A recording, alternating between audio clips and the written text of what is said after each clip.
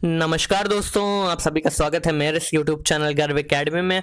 और गर्व एकेडमी में मैं आपके लिए लेकर के आता हूं एक से बढ़ के एक एजुकेशनल वीडियो। तो दोस्तों, अगर अब तक आपने मेरे इस चैनल को सब्सक्राइब नहीं किया है तो चैनल को सब्सक्राइब जरूर कर लें, और चैनल को सब्सक्राइब करने के बाद ऑल अपडेट्स पर बेल बटन को पुश करना बिल्कुल ना भूलें। दोस्तों, आज यूपीपीएससी यानी उत्तर प्रदेश लोक सेवा आयोग के अंतर्गत यूपीपीसीएस 2020 का जो नोटिफिकेशन आ चुका है उसके बारे में ये एक वैल्यूएबल और बहुत ही ज़्यादा इन्फॉर्मेटिव वीडियो मैंने आपके लिए बनाया है। तो जो भी अभ्यर्थी या जो भी कैंडिडेट्स यूपीपीसीएस या यूपीपीएससी के किसी भी एग्ज़ाम की प्रिपरेशन करते हैं तो उनके लिए बहुत ही ज़्यादा वैल्यूएबल वीडियो है। तो वीडियो को बिना स्किप किए हुए लास्ट तक ज़रूर देखें। क्या क्या आयु सीमा होगी, क्या योग्यता होगी, आवेदन की क्या अंतिम तिथि होगी, आवेदन कब से प्रारंभ हो रहे हैं, हर एक चीज़ इस वीडियो में कवर की गई है। तो दोस्तों, पहले देखते हैं आयु सीमा। तो जो भी कैंडिडेट जिनको अप्लाई करना है उनके लिए न्यूनतम आयु सीमा और अधिकतम आयु सीमा रखी गई है। और न्यूनतम आयु सीमा जो है वह 21 वर्ष और अधिकतम आयु सीमा 40 वर्ष। यानी वो अभ्यर्थी जो 21 वर्ष से कम है वो अप्लाई नहीं कर सकते हैं, और वो अभ्यर्थी जो 40 वर्ष से ज़्यादा हैं वो अप्लाई नहीं कर सकते हैं। लेकिन कुछ स्पेशल केसेस में इसमें छूट दी गई है। और वो छूट क्या है, वो रिबेट जो दी गई है तो वो किस बेस पे दी गई है। तो सबसे पहला, अगर आप कहीं एम्प्लॉई हैं यूपी स्टेट गवर्नमेंट में तो उसके लिए आपको 5 वर्ष की छूट दी गई है। इवन टीचर्स को भी इंक्लूड किया गया है, जो बेसिक एजुकेशन डिपार्टमेंट के टीचर्स हैं उनको भी 5 वर्ष की छूट दी जाती है। उसके अलावा अगर आप कुशल खिलाड़ी हैं, आप स्टेट गवर्नमेंट के एम्प्लॉई हैं, या आप पिछड़े वर्ग के अभ्यर्थी हैं, या आप अनुसूचित जनजाति के अभ्यर्थी हैं, या आप अनुसूचित जाति के अभ्यर्थी हैं, तो इन सब स्पेशल केस में आपको 5 वर्ष की छूट दी जाएगी। इसके अलावा जो दिव्यांग अभ्यर्थी हैं तो उनके लिए आयु सीमा 15 वर्ष और अधिक होगी। इसके अलावा भूतपूर्व सैनिक जिन्होंने सेना में कम से कम 5 वर्ष की सेवा पूरी कर ली हो तो उन सबको भी 5 वर्ष की छूट दी जाएगी इस अधिकतम आयु सीमा में। न्यूनतम आयु सीमा में किसी तरह की कोई छूट किसी भी अभ्यर्थी को नहीं दी जाएगी। इसके बाद देखते हैं पदों के नाम और क्या क्या योग्यता है। तो सबसे पहला जो उप निबंधक का पद है और सहायक अभियोजन अधिकारी परिवहन, तो इसके लिए आपको विधि से स्नातक होना चाहिए, यानी लॉ ग्रेजुएट होने चाहिए आप। दूसरी वैकेंसीज हैं जिला बेसिक शिक्षा अधिकारी, सह जिला विद्यालय निरीक्षक और अन्य समकक्षीय प्रशासनिक पद, जिला प्रशासनिक अधिकारी। तो बीएसए हो गया, डीआईओएस हो गया, इस तरह की ये जो वैकेंसीज हैं इनके लिए आपको पीजी होना कंपलसरी है, यानी स्नातकोत्तर यानी पोस्ट ग्रेजुएशन की आपके पास डिग्री होनी चाहिए। अगर आपने पीजी नहीं किया है तो आप इन पोस्ट के लिए आप अप्लाई नहीं कर पाओगे।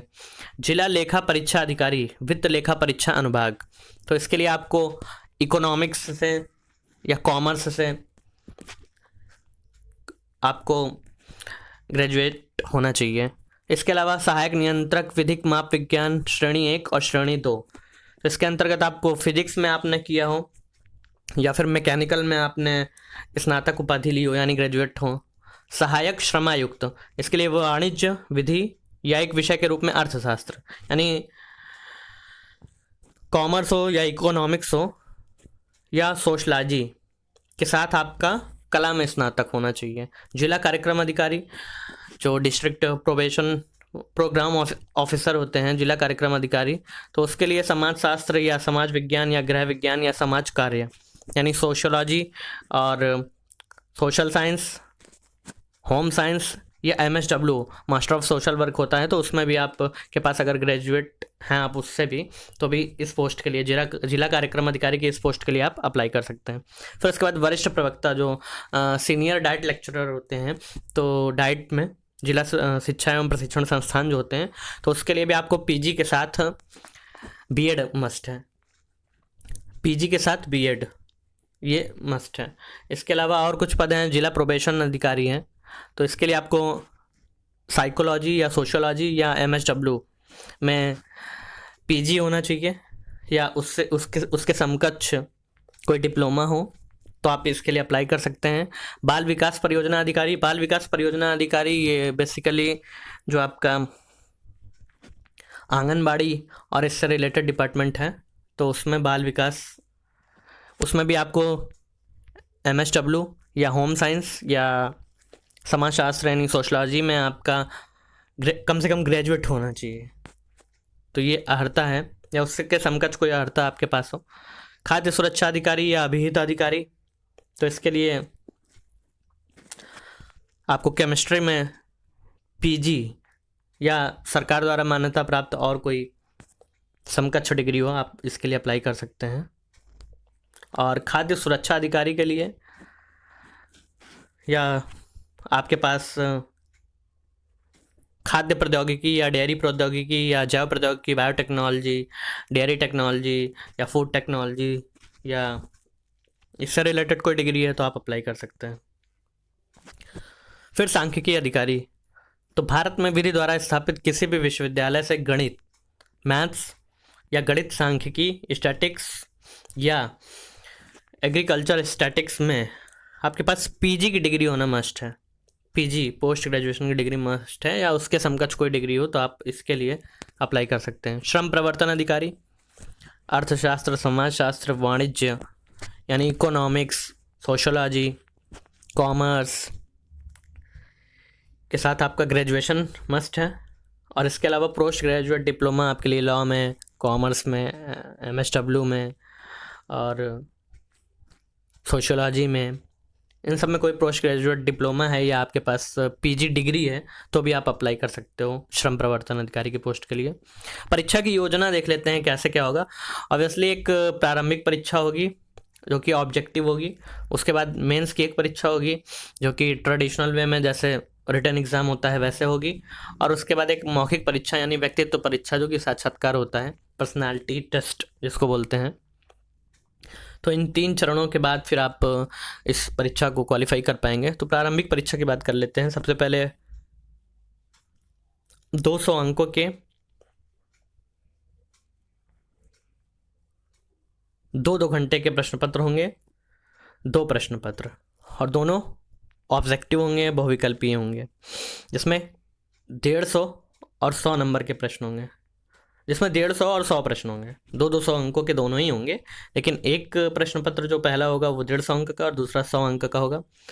प्रथम प्रश्न पत्र जो होगा वो 9:30 बजे से 11:30 बजे तक होगा, और दूसरा प्रश्न पत्र जो होगा वो 2:30 बजे से 4:30 बजे तक होगा।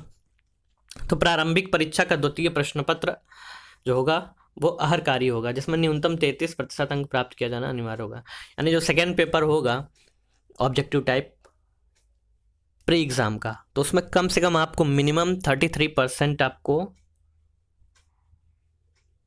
लाने ही लाने हैं, अदरवाइज आप डिस्क्वालीफाई कर दिए जाएंगे। और दोनों ही प्रश्न पत्रों में आपको शामिल होना है। एक प्रश्न पत्र दे दिया, दूसरा आपने छोड़ दिया तो आप डिस्क्वालीफाई हो जाएंगे। इसके बाद देखते हैं मेंस के लिए। तो जब आप प्री क्वालिफाई कर लेते हैं और अगर आप सेलेक्ट किए जाते हैं तो मेंस के लिए आपको अनिवार्य विषय में सामान्य हिंदी 150 अंक का, निबंध 150 अंक का, सामान्य अध्ययन प्रथम प्रश्न पत्र 200 अंक का, सामान्य अध्ययन द्वितीय प्रश्न पत्र 200 अंक का, सामान्य अध्ययन तृतीय प्रश्न पत्र 200 अंक का और सामान्य अध्ययन चतुर्थ प्रश्न पत्र 200 अंक का। इतना आपको परीक्षाएं देनी होंगी, और इन प्रश्न पत्रों को हल करने की जो अवधि होगी 3 घंटे, यानी ये सारे 3-3 घंटे के पेपर रहेंगे। फिर इसके अलावा आपको वैकल्पिक विषय के प्रश्न पत्रों के लिए 3 घंटे का समय दिया जाएगा, और जो वैकल्पिक विषय यानी जो ऑप्शनल विषय होंगे तो उनको आपको देना रहेगा। इसके बाद देख लेते हैं आवेदन की प्रारंभिक तिथि। तो कब से आप अप्लाई कर सकते हैं, तो 21 अप्रैल 2020 से आप अप्लाई कर सकते हैं, और जो लास्ट डेट रखी गई है आवेदन के लिए वो है 21 मई, यानी 21 अप्रैल से 21 मई, आपको 1 महीने का समय है। इस बीच आप अगर UPPCS 2020 की तैयारी करना चाहते हैं तो आप कर सकते हैं, लेकिन इसके लिए कठिन परिश्रम और कठिन लगन की ज़रूरत होगी। तो दोस्तों, अगर आपको ये वीडियो अच्छा लगा है तो वीडियो को लाइक शेयर ज़रूर करें और हमारे चैनल को सब्सक्राइब करें। धन्यवाद।